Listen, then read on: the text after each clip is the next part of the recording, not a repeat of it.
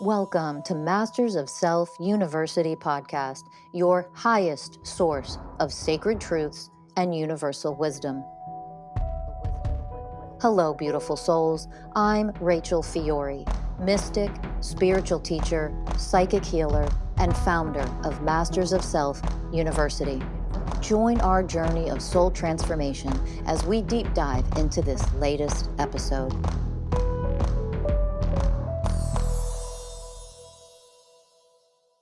Hello, everyone. Welcome to another episode of the Masters of Self University podcast. I'm your host, Ellie Lee.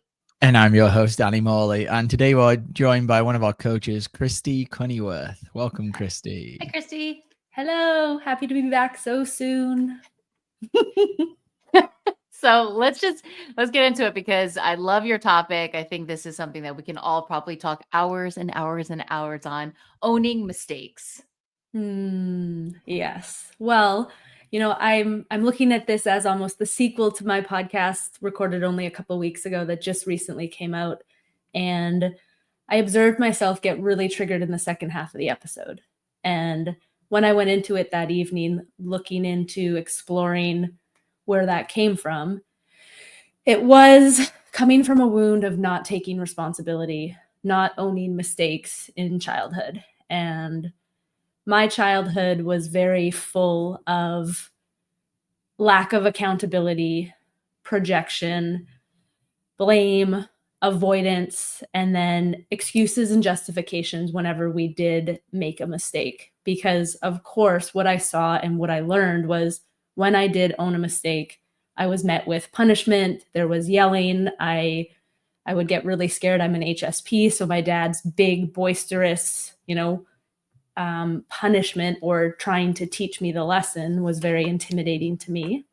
I'd feel judgment, I'd feel criticism, and everything that I felt as the age that comes back is 4, taught me how to then run all these programs, right? Of doing the same thing, of projection, of blame, of not taking accountability.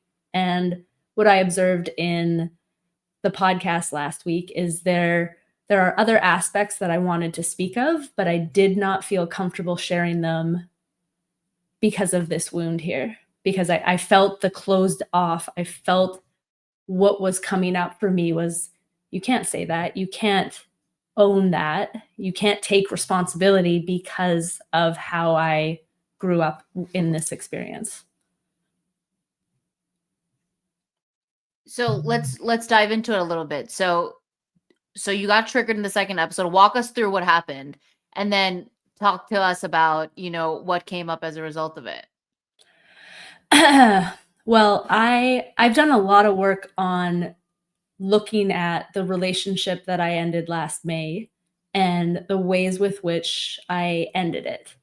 And I know the healing that I've done within myself, but what I realized was that I wasn't actually able to own that on the podcast in front of other people. So that was the trigger, was recognizing that what I was actually owning was only a teeny little piece of ownership, of taking responsibility of my hand in the experience. And afterwards, going into it, I came back to this 4-year-old girl who is so terrified, so scared to take responsibility and actually own her hand in it, that was the wound. And bringing it back to my relationship experience, even I can feel the nervousness. I can feel, even just in bringing this up and speaking it out loud, what I really want to touch on is the relationship that I ended last May was 100%. The way that I was showing up in the relationship was not who I wanted to be. And yet at the same time, as a result of this conditioning, as a result of this ability to take ownership, there was a lot of projection. There was a lot of lack of accountability, of blame, of making it about the other person as I ended the relationship. I obviously haven't healed the wound here because I'm so triggered right now. Yeah. But the beauty about it is that you can talk about it in real time. Sort of. I mean, I definitely don't feel like I'm doing a good job talking about it. That's okay. Yeah. I mean, that's the program right there, is like, oh, I feel so bad, like I'm not doing a good job. I'm not doing a good job. And when we have that program running, when that program's in there, so scared about not doing a good job, Yeah.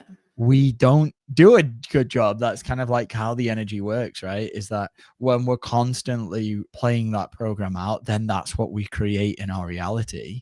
And all we have to do in the moment is just soften into the fact that, yeah, I might not be doing the best job in this moment. That's okay, right? And it's how hard we get on ourselves when we don't Mm. do things perfectly. When we don't, I've worked through many layers of the perfectionist program, of like not wanting things to, you know, be a certain way, and then they don't go that way, and then having to feel all of the wrongness and the shame that's in there. But that's where the freedom lies, is like knowing, oh, I can do this the wrong way, and actually that's okay. It's okay to fuck up. It's okay to fail. It's okay to not do things perfectly. And that there's so much power there.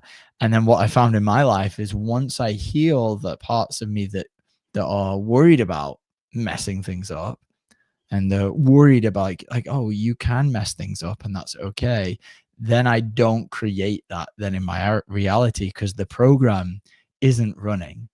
Mm. The program of, oh, I'm doing it wrong, I'm going to mess it up, or whatever it might be. When that program's running, we're likely to stumble and fall, because we're creating that reality for ourselves, so we can see it, so we can heal it, so we can elevate out of it. But if we don't do the work and connect to our power in those moments, then we just stay trapped, repeating these same cycles. Mm. Yeah, absolutely. And, you know, the perfectionism and the fear of failure is something that I've come back to many times. And, you know, another layer of it is the, oh my God, is this still here? Oh, why is this still here? And the resistance to that is another aspect of keeping us trapped in the cycle of suffering, instead of honoring the resistance and being able to be present with all the streams of consciousness that are flowing through us in that moment in perfect divine timing. Yeah, Rachel's recent podcast on the whole failure episode was very, very expansive for me. First of all, there's no such thing as perfectionism, and the fact that so many of us, you know, create this program is so not. We're never gonna be perfect, because it doesn't exist. And the only way that you can actually be a failure and fail is if you never do it. And I know that so many of us run these programs of like fearing, you know, of failing and it gotta be perfect and all of these things. And at the root of it, you know, I'm sure a lot of it is just have to do with low self-esteem or a lot of insecurities, right? And so we're trying to mask that constantly. And so we run these programs and we're trying to achieve something that doesn't exist. And then we're just trapped in a hamster wheel of shit. But for me too, like I've been stuck and trapped in a lot of shame every time I've made a mistake. Like, oh my God, I will beat myself up to the pulp every time I've made a mistake. And now when I make a mistake, and like I actually, like I think a week ago, Danny went through this whole thing where he made a mistake, and I really watched in real time how he moved through it. And it was great the way that he moved through it. But man, like I remember the last time I made like a huge mistake, and I was at this choice point where I was like, I can fall into such deep spirals right now, or I can choose to see like, okay, I did something wrong and this is the ways that I messed up. I'm going to own it. I'm going to process what's here, what inner child is showing up that is in great fear right now that I messed up and I made this mistake. Be with her, guide her. And I moved through that entire experience. What would have probably taken me a month of shame, I moved through it in about 3 days. And I was like, oh, this is freedom, because I'm not trapping myself in all that stuff. It's a mistake. It's okay. We make them. Process it and let's keep on going. And that's the power of this work. And that's the power that we all can do. But so many of us choose to stay in the shame cycle, which is like the killer. It's the killer. Yeah, I mean, I completely agree. And there are times that I can have that understanding that divine perfection is actually being able to honor and love ourselves through our mistakes. That is the true definition of perfection, right? And this toxic masculine convoluted perception of oh my god, I just lost it right there. That's so funny. Of perfection, this broken definition of you have to be perfect, you can't make mistakes, of course, comes from so much insecurity, so much weakness, so much powerlessness.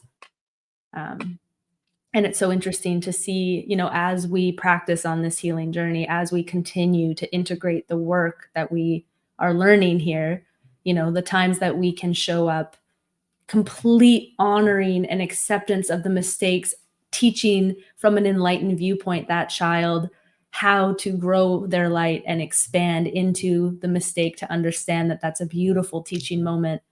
And then on the other end of the spectrum, the days that we totally show up in complete trigger, close down, shut off, in an inability to own our mistakes.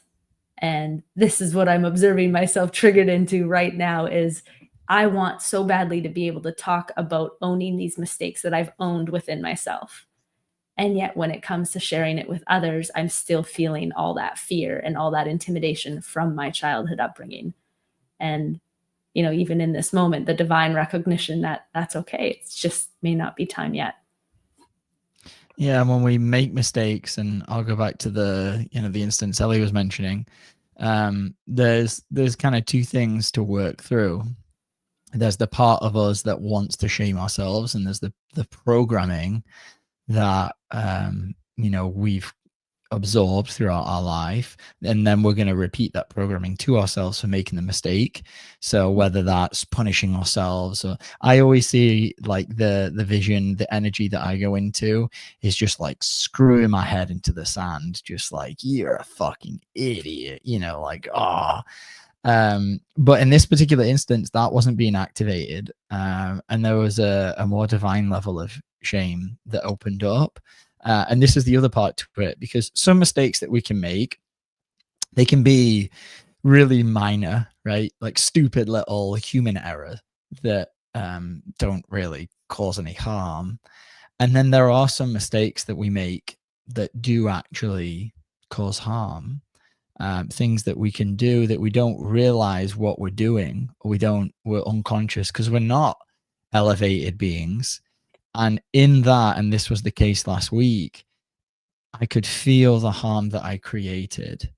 And it wasn't this energy of, oh, I just want to like shame myself and put my head in the sand kind of thing, and just like, oh, you're an idiot.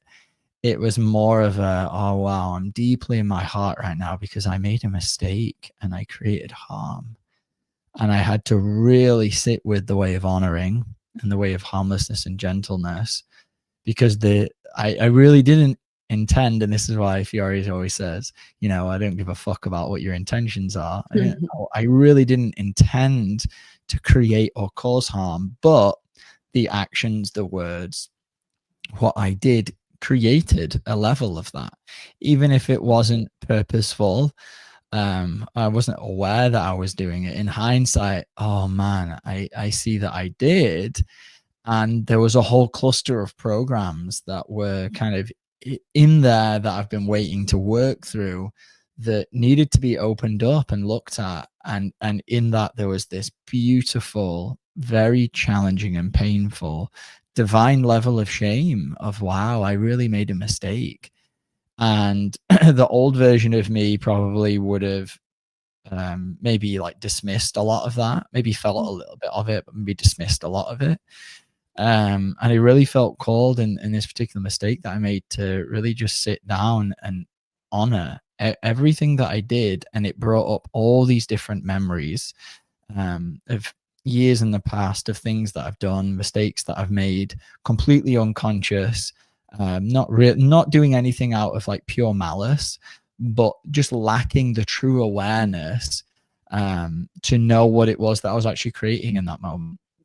And so there is, like, within a mistake, there is all different levels of shame that we can feel based on what it is that we've done. But obviously the work is are we able to be in our heart and open to it all and see it all with divine eyes and understand why it's there, why we did that particular thing.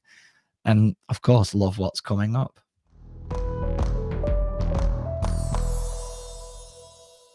The time is now. In this month of April, we are holding all of our student enrollment meetings for our next summer semester beginning in May. The deadline is going to be April 25th. So if you are interested in enrolling as a student, please just come attend one of these free student enrollment meetings, and you can learn what it means to enroll as a student, everything that you're going to learn along this amazing journey of energetic transformation, and what all the classes are, and ask any questions. So please, if you're interested in learning more on how to enroll and what exactly it means and what it all entails, just come to one of these free student enrollment meetings. You can follow the link in the description below, or you can simply go into our website, hit that enroll now button, and you'll be able to see all the different options we have for the month of April. I look forward to seeing you in class, and of course, enjoy the rest of this episode.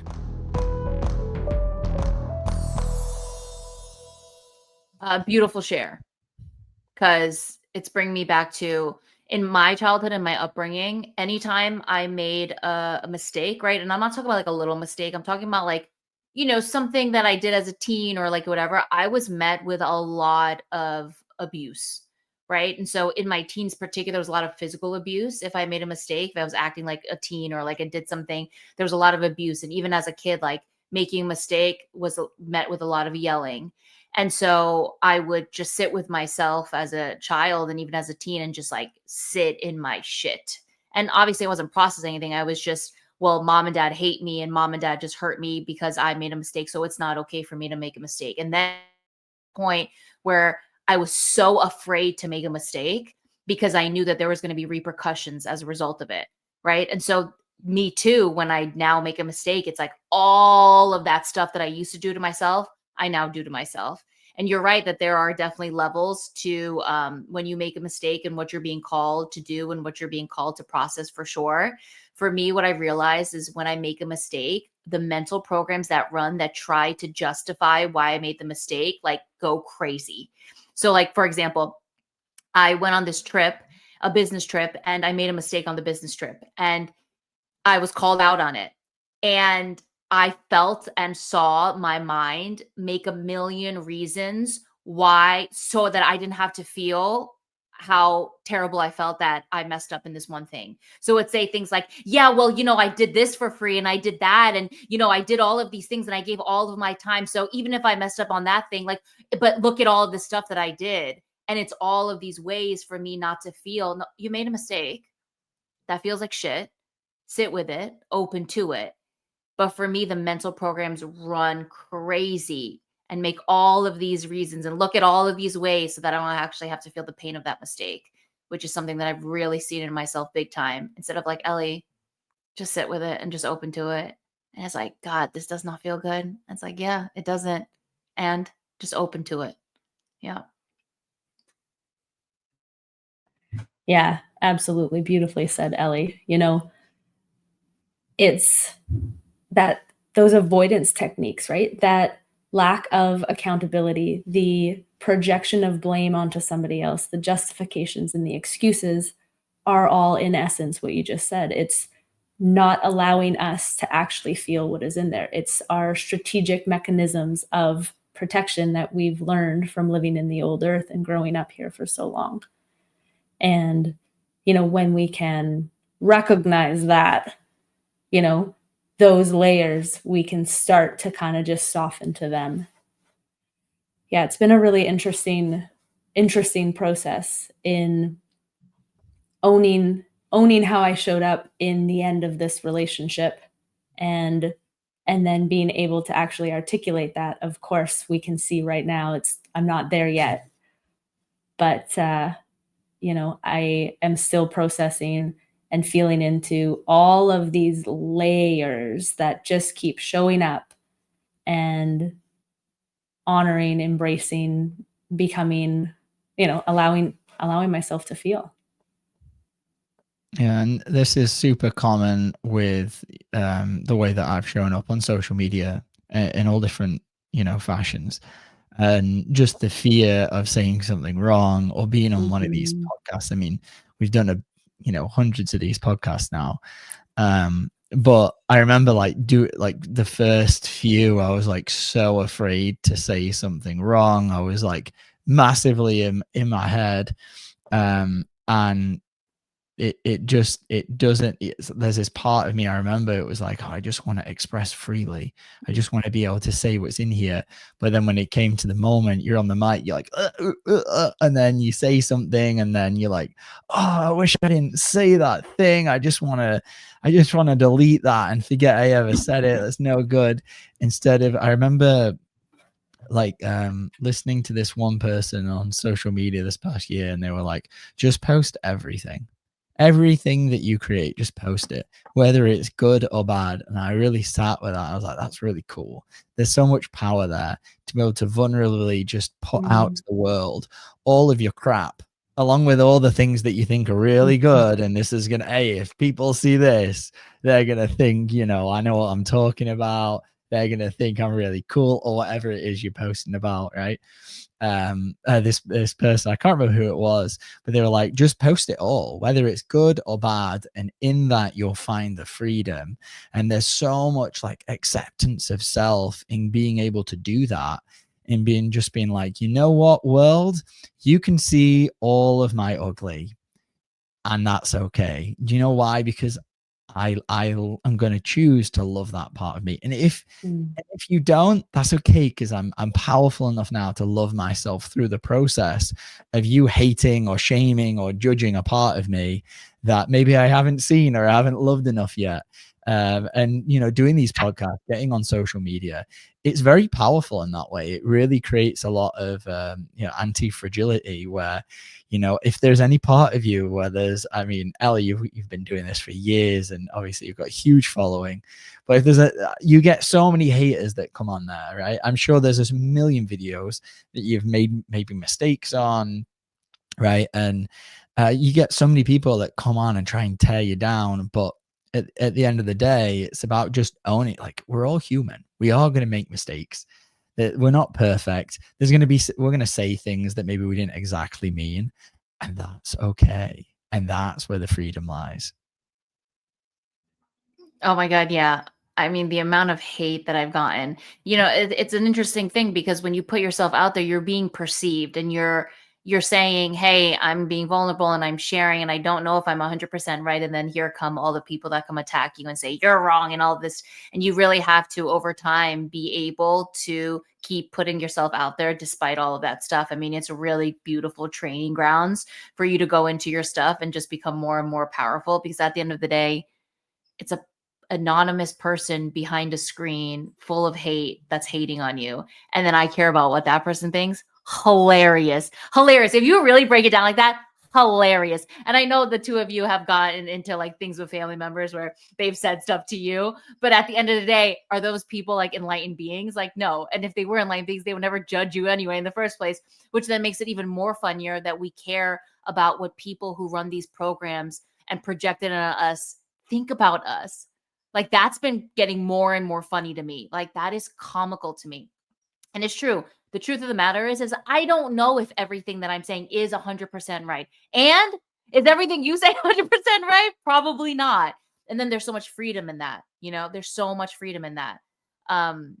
So yeah, it's been a journey for me too, to like own, like, yeah, maybe I said something that wasn't on the money. It's okay. Let me process that. And I'm going to keep creating videos. Yeah. A lot of strength in it, for sure. Yeah, beautiful. I mean, I still find showing up on social media, so showing up for these podcasts, like, there it is, all bubbling up, just like in the presence of Rachel Fiori. You show up to her, and next thing you know, you're drowning in all these things that you thought you've healed. And of course, not drowning, because we now have the tools and the techniques. So it's a beautiful opportunity to unlayer and keep healing even more, which is ultimately what our triggers are. And, I'm currently caregiving for my mom right now. So I'm spending a couple weeks living with my parents. So again, same thing. Everything is just bubbling up to the surface. And it's so interesting to be able to see the simultaneous expansion and growth of how I've shown up in the past and how far I've come, while also recognizing how far I still have to go, what I still have to heal, the wounds that are being triggered in this moment. And, it's a constant choice, even in those moments, every time. Do I choose to succumb to the old versions of self, the old conditioning, the shame spiral, or do I drop into my heart and connect to these pieces that are still unhealed, do the work to just keep elevating?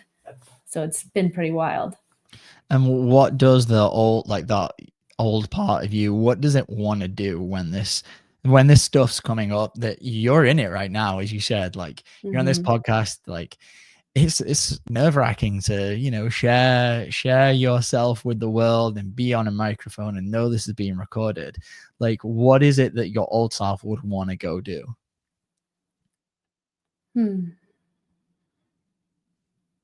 Like in this moment right now? Sure.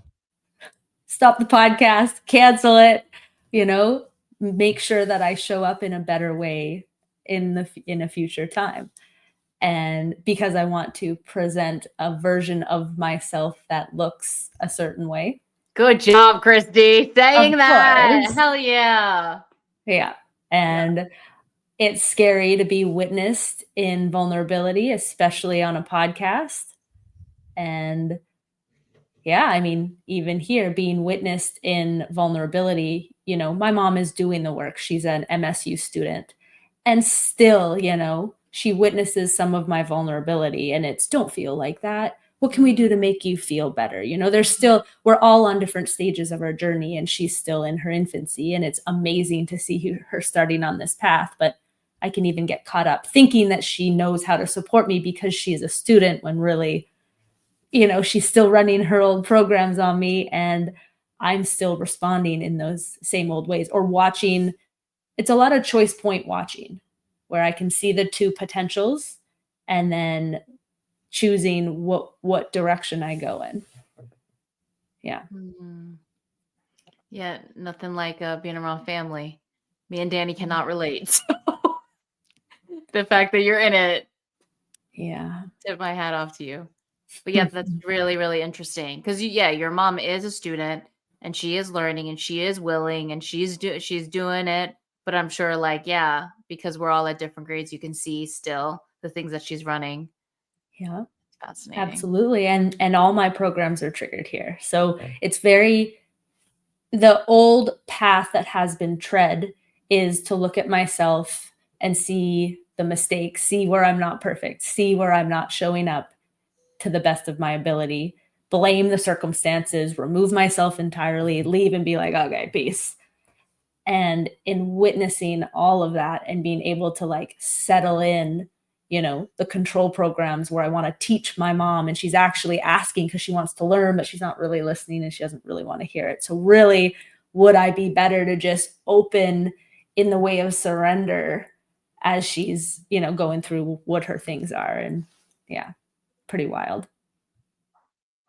So my question to you is, as the fact that you just shared, I want to present a version of myself, right? It's this version so there's control in there too, obviously, a program of control, of wanting to control how you're perceived, because if you show the best version of you, if you show the version of you that you want the world to see, what does that bring? What does that make you feel? And then what's underneath all of that?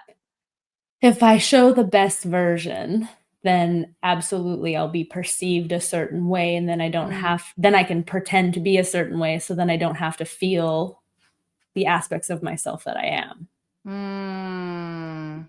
Yes. Right. So you don't want to show. Can you go a little deeper? What is it that you don't want to show? I mean, the pain, the vulnerability. And that's something that in my family, I was an extreme HSP throughout my entire childhood. My emotions were always too much, overwhelming, deemed to have mental instability. We're so stigmatized in our society. And so I've learned that is not acceptable to show in public. Heck, it wasn't even acceptable to show in my family. So I've learned that you can't necessarily show that here. And it's funny because the work that we teach and the work that we do in this work is to go here deep. But there's still an aspect of separation from like, yeah, but not on a podcast. Well, no, that's not the place of this podcast. In a coach's session, I can absolutely go deep into my pain. And that's not what we're supposed to be showing here. So there's, a lot of mental programs, a lot of separation that I can witness still here. Yeah, and I think it's really there's a layer here that I found of like, well, I'm a coach and I want to show the world that I'm so healed. This is something that I had to work through. I have to make sure I present myself as I've got it all together because I'm a coach. I need to be a representative of this work, and in reality, like, what I come to realize is like being a good representative of what this work is owning where I'm not that, right? And just allowing myself to just melt into a puddle of humility and just being like, yeah, I'm still a work in progress, and that's okay. That doesn't detract anything from my ability to guide others through, the path that I've already walked. Yeah, I might not be all the way at the end. And I think there was a part of me for a number of years that wanted to really show the world, oh, I'm this thing, when deep inside there was all these insecurities that I wasn't, or I'm not. And things like podcasts, recording these, other things, getting on like enrollment calls, they were all just like windows to open up these insecurities that are deep in there. Same thing happens when I'm in Rachel's presence, right? Just the amount of energy and light that kind of pours off her, I end up seeing all these insecurities. And then it's obviously the work is all right, I felt all that in that moment. Am I going to run away and hide? Or am I going to keep trying to present myself as this particular being that my ego would like me to be? Or am I actually going to go in and look at what's in there, and just be okay with the fact that, I'm where I'm at. I'm not all the way at the end. And I'm going to be patient with myself as I not be perfect and stumble my way through, this next layer or this level. I keep seeing this whole ascension journey as just like a video game. It's like, oh, you're on one level, and then you get onto this next level and the rules have changed and there's a new pit boss, and you got to figure everything out, and like, you've got different tools and different weapons that you're using now that you didn't use on the other level. You got to figure out how to use them. And it's just different challenges, different levels that we get to. And being okay with that, that's what's allowed me to kind of work through these levels. But obviously it's like, it's going within myself and accepting, oh, this is where I'm at. And that's okay. Like, this idea that I have to be all the way at the end, or like this super high elevated being to help another person who's, on this path, is completely ridiculous. Yeah, it would be great if I was there. Fantastic. But the reality is, this is where I'm at, Danny. And where you're at is quite okay. And actually, the paradox is, the more you accept, Danny, where you're at, the quicker you'll actually get to where it is that you're wanting to go to. And the more I can embrace just who I am right now, my level of coaching, my level of healing, my elevation, the more I can accept that's embracing the way of patience and the way of surrender. And that's going to unlock me into higher and higher and higher levels of consciousness, and actually be able to serve people on like the deepest level, which at the root, that's what I want, right? I want to be able to help people in the same way that this work has so helped me. But then our programs, our wounds, our ego likes to come in there and try and make a self that is worthy of being, sharing on this podcast or whatever. And all of that needs to go. It needs to be seen, and it needs to be healed, and it needs to be loved, and it needs to be alchemized. Yeah. You go, Ellie. Yeah, just awesomely said. And it is the way of humility too, right? I mean, there's nothing more beautiful than being in the way of humility. And the truth is too, like, I've struggled with that too. How am I supposed to share to the world that I'm still working on things, but I'm also a coach. But the truth of the matter is I'm 3.5 years in, like you guys are. I've been doing the work on myself. I can help people that are 3.5 years behind me, right? Like I'm confident to know that if you just enter this work, I can guide you 100%, right? I will keep advancing. I will keep elevating. I will keep going higher. But where I'm at now, no, I'm not at the end. Fuck no. But where I'm at is beautiful, and where I will keep continuing to go is awesome. And really owning that part of like, I am not an enlightened being just yet, but I'm walking the path there has been very filled with relief for me, because I too was like, I have to show up in a certain way and people got to know that I'm this and people got to know like that. And it was killing me. And then everything that was coming out of my mouth, like even when I was making social media, I would have to delete videos because I'm like, it's not authentic. Like you're not showing up authentic because you're trying to prove something to people. You're trying to be something. And it's like, if you're not authentic, don't you dare put a video out. And then I started to shift into just be real. And the realness is what started getting me followers, because I was being truthful. I wasn't pretending to be something that I'm not. And that's what the world needs more and more of. You know, I had somebody that enrolled as a student. She's one of my one-on-one clients. And she said to me, you know what I loved about your videos? I said, what? And she goes, I know that you're not at the end. You're someone that's working through it. And I could see that in what you were creating. And that's the kind of coach that I want to have, is someone that goes, yeah, I'm not at the end, but I'm working toward it. And here's how far I've come. And here's how far I'm going. And I was like, oh, hell yeah. That was a really like from the universe going, good job. Because we all have to work to that, to become, you know, leaders and to guide people, is that honor how far you've come and then be humble enough to know and be that you've got ways to go. And it's like, yeah, let's own that. Yeah, absolutely. And, you know, on the other side of that is exactly what you said. When we are trying to prove ourselves, then we are going to continuously get the experiences that show that we have to keep proving ourselves. We have to work so hard. We can't actually show up authentic because we are wearing the masks. And, you know, this has been leaving me in this place of paralysis where I can see both, right? I can see that I'm not showing up authentically and I've got these wounds to heal, and I keep alchemizing and healing what I can see.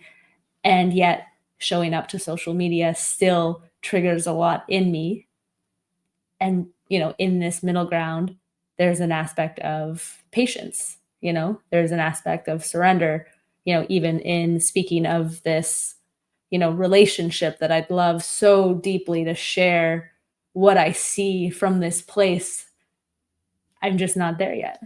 And, you know, coming into acceptance and humility of exactly where I am at, and that being okay, you know, feels icky because of this other level of the ownership, the conditioning that mistakes are not allowed, that perfectionism is what we're striving for. So it just feels like there's a lot of layers here to just keep observing and, you know, not getting caught in the mental programs and staying connected to the heart. Yeah, and I've found sometimes when I am struggling to share about something clearly, especially on a podcast, it's because I don't actually know. And having to realize that is like, oh, okay, the reason why I'm insecure about this particular thing, because I don't actually know. I think I know. But when it comes to actually energetically speaking from a place of like true wisdom and connection, I can't do it. Well, why is that? Why can't I actually do that? Oh, it's because what I actually think and what I actually feel, there's a mismatch there, because my ego is creating a distortion. It's creating an idea that I think I know about this thing. And when I'm actually put on the spot, I don't. And so I found with a lot of these things, like these insecurities, they come up and they're great because they actually show me, oh, I'm not actually fully integrated in that. The energy in there won't lie. And so I can't bullshit this. I can't go down into the energy and speak from it, because I've only understood this thing from a conceptual level. So when I go to speak about it more from the heart, I can't, and I get all worried and trapped in my head and insecure about it, because I actually need to do more integration. And that's happened to me a lot over the past couple of years. And I've seen it a lot especially sharing on this podcast, like I'll go to say things, I'm like, oh, I can feel there's an energy there that I can't quite fully speak about this thing. It's because I haven't integrated. And there's an aspect of there's an aspect sometimes that I worry about, oh, what if somebody like can feel that I'm not telling the truth? And then I have to sit with myself down and go, well, are you actually telling the truth? And that's where a lot of this distortion can get in, because we're just believing what we think about ourselves or we think is the right answer, but we don't truly know, because we actually haven't done the energetic work to go in and see what else is in there, see what else is hiding in our blind spot, causing this energetic insecurity.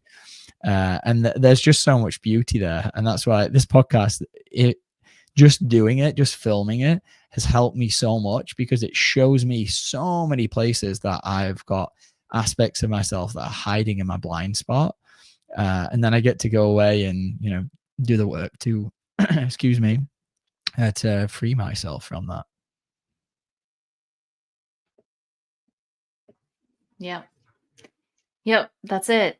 And, for everyone out there who's listening, like, the old world, the one thing that I would say all the time, the one thing that I hear a lot from old earthers is fake it till you make it, right? Fake it all till you make it. And it's like, why would you do that ever? The new earth it's authenticity, So the more of us that can be more authentic, the more of us that can go, yeah, I made a mistake and I'm going to go process that and own it completely, the more freedom we will create within ourselves. And the less suffering we'll keep ourselves trapped in, right? You're going to make mistakes. And you're going to get triggered. And your job is to go, okay, here it all is. Beautiful. Let me do the work to process all of this so we can really continue to elevate for real. For real. So good job, Christie, for coming on and talking about it. It's okay that you haven't gotten to the end. That's all right too. Okay. Let that in and own it. And this is the journey, this is all part of it as we continue to grow and as we continue to see these parts, speak about these parts. Like, do you feel a little bit free that you're able to talk about things that you probably maybe even a few months ago or a year ago wouldn't have been able to say out into the world? Yeah, 100%. And, that piece of me that in the past would have been like, no, we can't, this can't be posted. This cannot be a thing. There's, I've been here before. I have been coming back to these wounds, and it's getting easier to just sit with and hear with humility, or see through the way of humility, even owning and accepting and embracing all of the ugly that we are, and not adding any more layers of shame or criticism to it, feels like a lot of growth. Hell yeah. And I can vouch for that with you. I think a year ago you'd probably been like, trash it. And now a year later, you're like, all right, cool, put it out. Let the world see all of me. Yes. Well, maybe not all of you, That's spiritual matrix stuff. Keep the clothes on. Keep the clothes on. But yeah. I That's mean, this has been something that I've really, and we should probably record a whole podcast about this, Al, is I'm really understanding now vulnerability is strength. And I didn't fully get that until I would say like this last week. I'm really starting to understand, like, oh, being vulnerable, speaking about the parts of us that we, we're afraid to, the parts of us that we feel shame for, parts of us that we don't particularly like, being vulnerable about that's strength. And the allowing ourselves to feel strength. And we've grown up in this world where feeling is weakness, emotions is weakness. And that's all obviously the toxic patriarchy that we've grown up in. And I'm really seeing now, oh, that is all bullshit. Absolute bullshit. And the weak people are the ones that can't feel. They're the ones that really, really, really can't feel. And I can put my hand up and say there has been a lot of weakness that I've had to work through over the past like 3 or 4 years. I've definitely had a lot in there, but now I feel like I'm getting to the other side of that that particular program. It's like, oh, now I can see with like much clearer eyes. Like, most people out there that are so afraid to feel create all of this like superiority, dominating, controlling programming, because at the root of it, and this has been me, the root of it is I just don't want to feel what's in there. And that's the weak part of me. And the more that I can embrace that weak part of me, that's where the freedom lies, is like going, and that's that, being vulnerable and sharing about that and going into that. That is the strength that we all have. We just have to learn to become it and find our power in the process. That's it. That's it. So to everybody out there, we just want to let you guys know, May 6th, summer semester at Masters of Self University, we are beginning. So for those of you guys who are interested and you're like, oh my God, I need to get in, go to mastersofselfuniversity.com. If this podcast comes out before May 6th, we have free student enrollment meetings that you guys can sign up for. Check out mastersofselfuniversity.com. Go to university enrollment. You can sign up to learn more about how to become a student at MSU. The deadline is April 25th. Okay? Deadline is April 25th. So come get into class. Thank you, Christy and Danny, as always. And until next time, we'll see you guys then. Bye.